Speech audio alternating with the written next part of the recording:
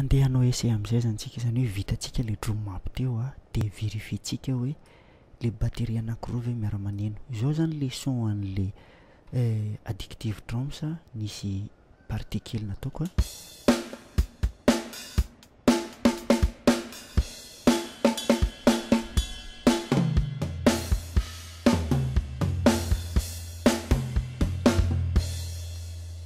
zay izy amin'ny addictive. Ampidiniko ato amin'ny contact le izy ohatr'izao rehefa maneno.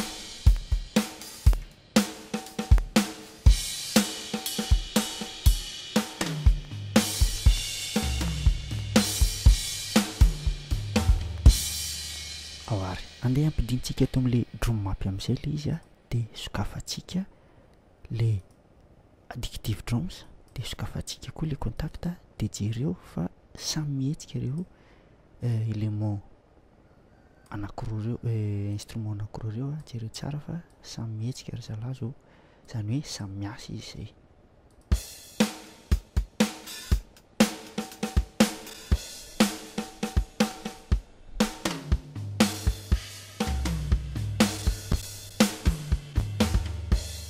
Veriko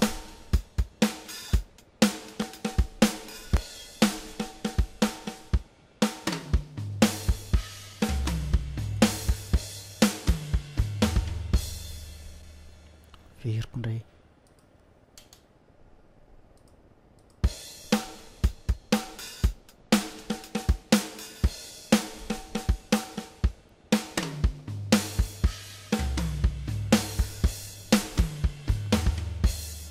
vita tompoko.